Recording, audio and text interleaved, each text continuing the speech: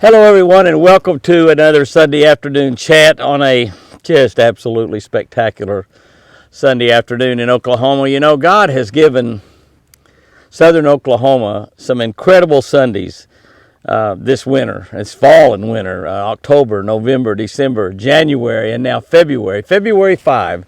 February 5 is an anniversary date of sorts for us, kind of an omnibus anniversary date.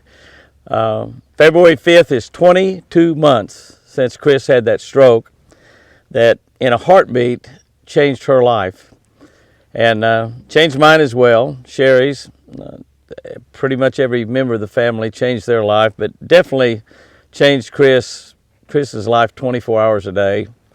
And for the most part, it's changed mine 24 hours a day as well. Certainly when we're here at the ranch and I'm taking care of Chris, it definitely affects my day 24 hours a day. But I want to spend a little bit of time just kind of catching you up a little bit with Chris's situation. But before I do, I want to tell you where I'm going to be this coming weekend. We are working this weekend. We pretty much work every single solitary weekend the first 3 or 4 months out of the year. Do a lot of personal appearances all around the country, boat shows, expos, boat dealerships, 15 or 20 or 25 churches a year, all kinds of places. We are in a lot of places for Shell. We're O'Reilly festivities, and some of those appearances we get to take people fishing. That usually happens during the week and not on a weekend, but those are the really fun appearances. But they're all fun. They're all fun, and that's the reason I tell you about them, because I want you to let you know anytime we'll be around that area. If you come by and say hi, come by and get a picture taken. If you got one of our books, want to get it signed. Some of the places we do have books for sale, some we do not. Just kind of depends on whether we've flown in there or driven. If I've driven, I've usually throw a couple, 2 or 3 cases of books in a car. But I want to talk about Chris and her situation. But we will be busy this coming weekend. We'll be in Columbus, Ohio, at the Columbus Fishing Expo Friday. I'll be there Friday only. That expo is Friday, Saturday, and Sunday, February 10, 11, and 12. They've got a lot of great seminars in there. They've got a lot of great fishermen in there. It's a great event. Now, they hold this Columbus, this fishing expo, they hold it in 4 or 5 different cities. Columbus is one of them, but February 10, 11, and 12. That's a Friday, Saturday, and Sunday. The show is open Friday from noon until 7. So I will be there most likely the entire time during that show.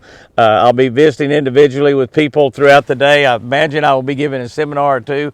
I have not seen the seminar schedule. I know they've got a lot of great fishermen coming in there for Friday, Saturday, and Sunday, but they'll have lots going on. Be a lot going on. Be a lot of fishing tackle for sale, I'm sure. Probably some of the best prices you can get all year long, and be a lot of individuals in there that you can ask certain questions about. I'm sure that in Columbus, Ohio, they'll be talking about catfish, which is one of my favorite fish. They'll be talking obviously about bass, probably walleye and northern pike and smallmouth, bluegill, all different kinds of fish. So it's a great fishing expo. I'll get a little more information on this where I can tell you some of the other people will be there, and probably do another video sometime this week that I'll throw up here on the channels to let you know a little bit more about that. It's at the Bricker Multi-Purpose Building. That's at 717 East 17th Avenue. That's out on East 17th Avenue there in Columbus, Ohio. Columbus Fishing Expo. Now, I'll be there this coming Friday. I won't be there Saturday and Sunday, because Saturday I'll be flying back to Arkansas, Little Rock, Arkansas, and I'll be Saturday evening at the McGehee Baptist Church in McGehee, Arkansas. I'm not exactly sure. I've always called that McGehee, Arkansas. Now, I'm not sure if it's McGehee or McGee. Now, there is an E in there, McGehee, I think is the way you spell that town. That's south of Little Rock. It's a great area. What a great area. Over the 46 years that we've been doing fishing shows on television, I've done a lot of fishing shows down there. I mean, I've done a lot of fishing shows in that area down there. I've got great friends that live down there. I had great tournament fishermen from down there in Dumas, right there in that area, George Bowman, and he fished a lot of fishing tournaments. He actually drew Chris as a partner in one of the old Project Sports tournaments back, I guess that was before BASS, and he asked the tournament director if he could pair him with somebody else, with a man and not with a woman, he said his wife would get jealous. And it was so funny because, Chris is a married woman. He didn't have anything to worry about there. But very beautiful woman. I could understand a woman getting married with her husband spending the day in the boat with Chris, because Chris is, really a looker. There wasn't any doubt about that. I think Chris is still beautiful. I'll talk about that here in a little bit. Probably I think about, what a beautiful wife that I've been blessed with all my life, and she's not a back then she was probably like in her 20s, so she was really a knockout. Looked like she'd stepped out of Playboy magazine or something. So I can understand that. George became one of our great friends, and a great fisherman down there. Well, we got quite a few friends in that area down there. A great duck hunting area, great goose hunting area, and also great fishing. They've got rice paddy reservoirs down there. Some of the best fishing in the entire state, and the entire country, as a matter of fact, is in some of those rice paddy reservoirs. And most of those big plantation owners down there that own those farm for that rice, most of them will let you fish those rice paddies if you ask them, and if you're careful with their property and don't trash it up or anything like that. They're really good people down in that area. But we'll be there Saturday evening. I don't know exactly what time that starts. Again, I tried to get a little information. I looked it up on their website, and they didn't have anything about me being there. But we'll try to get a little bit more information about that appearance. But it is Saturday evening, February 11th, First Baptist, McGee, Arkansas. And it'll be a great evening. I'm looking forward to being down there.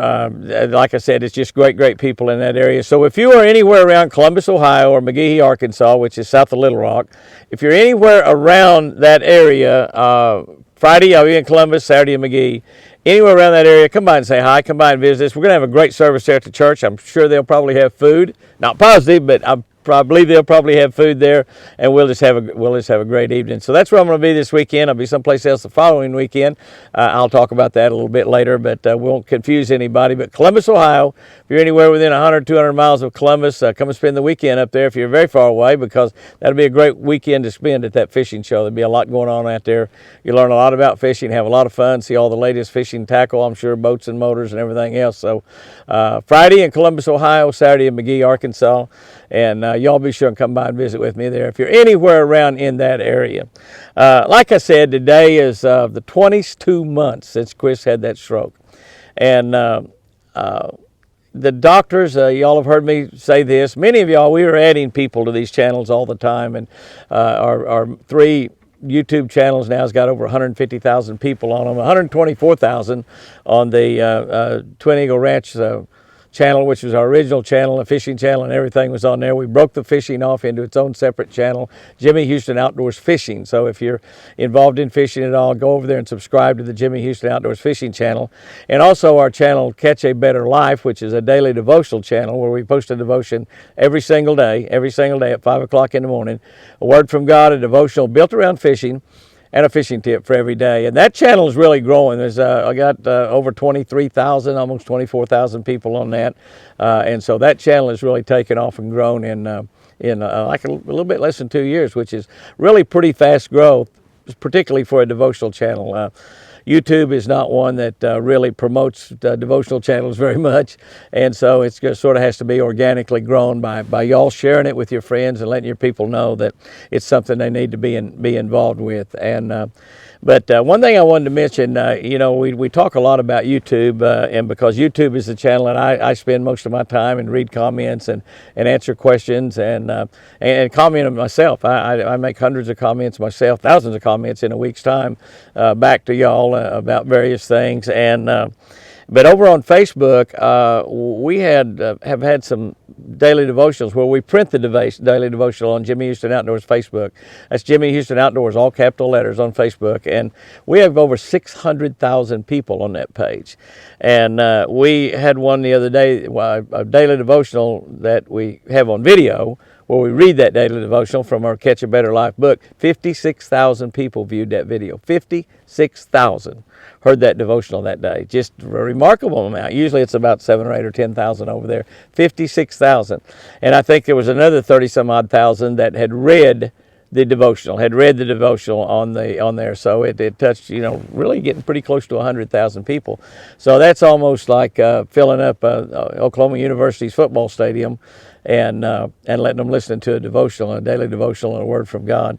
And can I tell you, when you honor God by just that devotional every day, just watching or listening to or reading on Facebook, that daily devotional and that word of God, and giving Him a few minutes of your day to start your day, or in the middle of the day, or whenever you look at it, you are honoring God by doing that. And the Bible tells us that when we honor God, He honors us. And we are showing favor to God when we honors us. See, He's showing favor to us when He honors us. And boy, I can't think of anybody I'd rather be honored by than God. I mean, that's absolute truth. But anyway, 56,000. It just blew me away on there, and I just tickled to death to see that, because that hopefully some of those 56,000 that helped, because God is in the helping business. God is in the business to make your life better every single day. He's in the business to save you where you can spend eternity forever, thousands and thousands and thousands a year in the most glorious place that God ever created. And I think one of the most glorious places God ever created, I'm around it right here at Twin Eagle Ranch, but this don't come close to what heaven's like. I call it heaven on earth, and it may be heaven on earth, but by golly, it's not close to what heaven will really be like. And so that's what God is all about. And so when you get involved in that daily devotional channel, your life will change for the better. It absolutely will. I mean, it just absolutely will. Let's talk about Chris for just a minute or two here, and I'll get off of here on this Sunday afternoon. That stroke, 22 months ago today, April 5, just 2 more months. It'll be 2 years. 2 years. And I was told that morning, I had left here going to Alabama to do some work for Southeastern Pond Management, the people that manage about 1,000 private lakes and reservoirs down there in the southeast, and make the pond fertilizer that I use here on our lakes here in Oklahoma. Great people, great people. I was going to do some work for them down there, some video work on a promotion they had going. And I was going to spend a couple of days turkey hunting with my good friend Red Berry. And I got that call from Sherry. I'd driven 646 miles, and she said, "Dad, pull over to the side of the road." And I said, "What's wrong?" She said, "Dad, pull over to the side of the road." And I did, and I just knew that when I stopped that car, my truck, and put it in park, that she was going to tell me that somebody had died. I mean, that's just how serious Sherry was. And she told me that Mom had a stroke. And my first question was, "Is she alive?" And she said, "She's alive, but she's really hurt bad."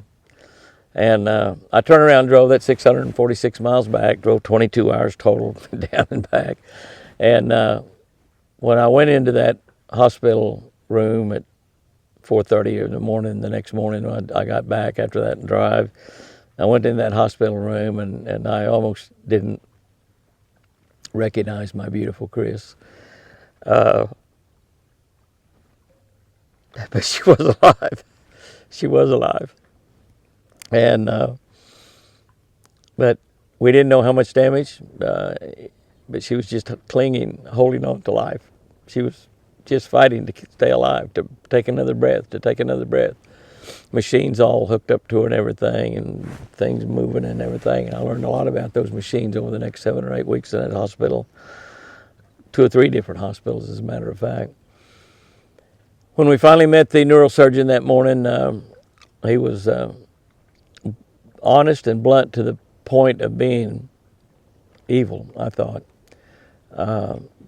He told me that Chris would most likely never leave that hospital alive, and if by some chance she did, she would be an invalid forever. She would never be able to come back to the ranch here. She would live in a nursing home and have to have 24-hour care by professionals. And I knew that he wasn't right about her leaving that hospital alive. And I kind of doubled up my fist, and Sherry kind of grabbed my arm and said, "Now, Dad," because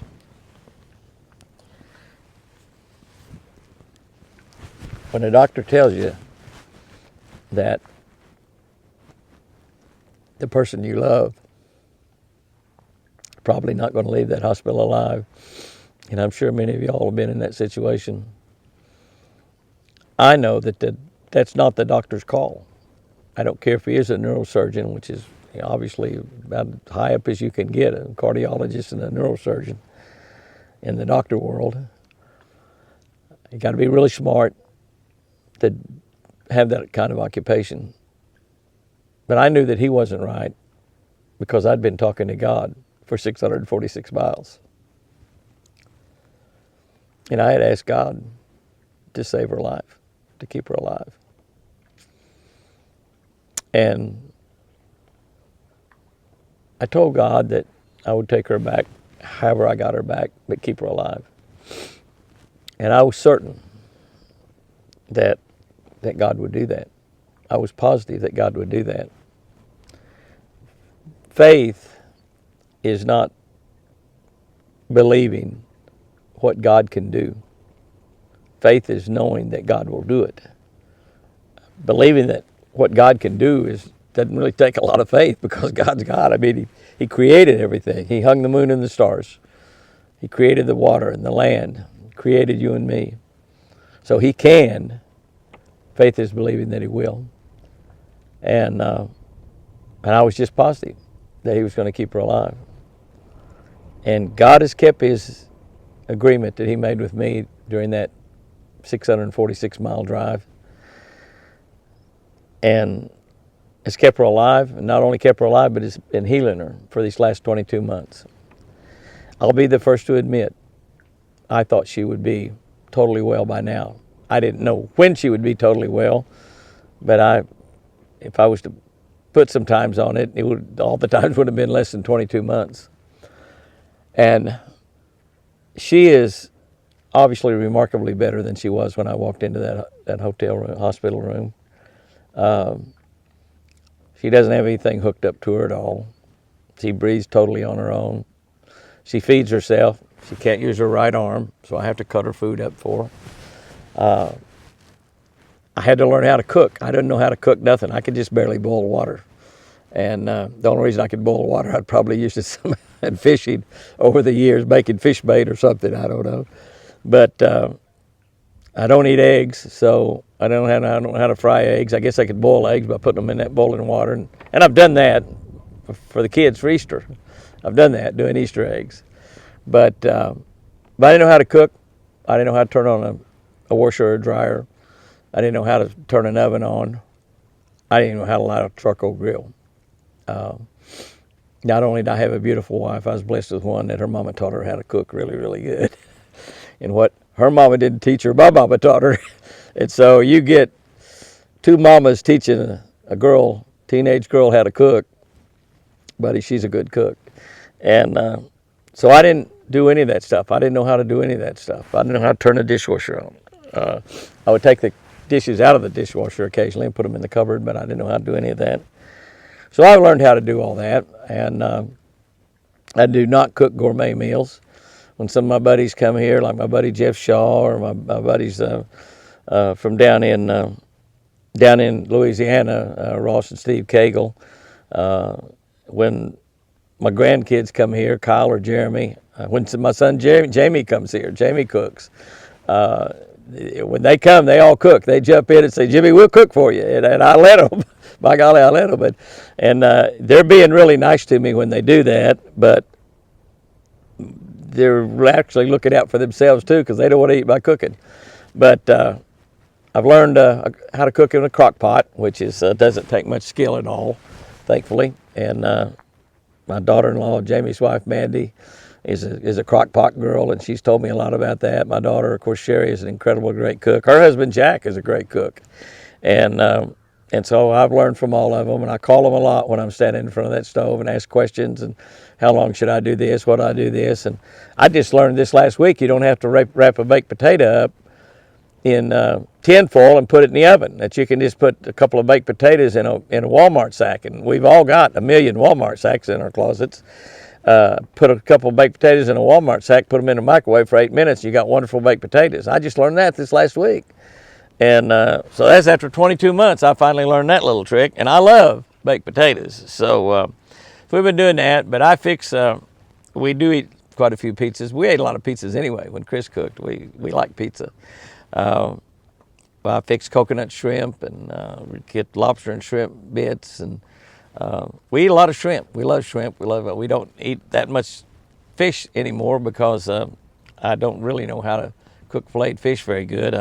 I guess I ought to look at the Catch, Clean, and Cook video that Chris did for our Jimmy Houston YouTube channel and learn how to cook those fish. But anyway, back to Chris. You know, and the other thing I want to mention too is how much respect I have for people that they call caregivers. And people are starting to call me a caregiver, and I'm not a caregiver. I'm just taking care of my beautiful Chris. But when you have to be attentive to somebody pretty much 24 hours a day. You have to be responsible for their meals, for taking them to the bathroom, for making sure they get all their medication, get their blood pressure checked several times a day. And then when you go to church, when you go to town, when you travel on an airplane, when you do whatever, all the extra care that's involved in it, caregivers are remarkable people. I knew that because I had a couple buddies of mine that took care of their wives during the last a few years of their life. My buddy Ricky Green, his wife Betty, and Ricky and Betty are both gone on to heaven. But when Betty got cancer the second time, breast cancer, she beat it the first time. The second time, it beat her. But he took care of her for the last several months. I don't even know how long it was, but the last several months of her life, and she just continually got worse. And Ricky he manned up. And Red Berry, with his wife Mary Jane, did the same thing. She had dementia, Alzheimer's, and she continually got worse. Both of those men manned up. That's it. It's just a matter of manning up. Manned up and took care of the women they loved until they died. And the taking care of them got more difficult day by day by day. Chris is easy to take care of. She sleeps a lot during the day, takes a couple naps during the day, goes to bed early in the evening. But I have a great, great respect for people that care for others. People care for their moms, their dads, their husband, their wives, their children. You know, we have been involved over the years with so many children's organizations, Make-A-Wish Foundation, Kids We Care, Brass Ring Society, St. Jude's Hospital, several other kids organizations, and several other kids that have had terminal illnesses or illnesses that required a lot of operations and where they just had a tough young life. And we have seen so many young families, handsome young men and beautiful young women that would have a child get some sort of disease like leukemia, St. Jude's, and that man not man up. That man leave that woman and that child, because one of the things that happens when that happens is that man, for the first time in his relationship with that woman, becomes secondary. And most men cannot handle that. Most men cannot man up. And I've got so much respect for those that do. I've seen guys divorce women when their kids got sick with terminal illness or illnesses that required a lot of hospital care, a lot of operations. Beautiful girls, but they just couldn't handle it. They weren't tough enough. They weren't man enough. They couldn't man up. I talked to some of them about it, and they still would leave the time when that woman needs you the very most. So for those of you that have cared for people, or those of you that will in the future care for people, I'm telling you, I think it's probably one of the most important things you can do here on this earth, to show that you really and truly love somebody, to show that you really care. You know, I think Jesus was a caregiver. The good thing about Jesus, though, he could touch them and make them walk. He could touch their eyes and make them see. He could call their name and call them out of a grave. The rest of us don't have those powers. But we do have the power to walk out of that grave one day. And I know that I'll be doing that. But caregivers are something really, really special. I saw that in two men that were great friends of mine, one that's gone on, one that's still here, Red Berry. Red Berry comes and visits me occasionally. I still visit him down in Alabama every chance I get. great friend, great man. Ricky Green was a great man as well. But caregivers are special in my mind, very, very special in my mind. And I never really understood how important and how difficult that job really, really was. But by golly, it is. As far as Chris's condition, she is just like 10,000% better than she was when I walked into that hospital room. But in some days and in some situations, she's no better now than she was 3 or 4 months after she got out of the hospital. Spent about 8 weeks in a couple of different hospitals, 3 different hospitals, 8 or 9 weeks, something like that. And then spent time going to rehab in Tulsa, and now has rehab come to the house here a couple times a week. She still can't walk. She still can't do anything, can't move her fingers like that on her right hand, can't raise her right hand up.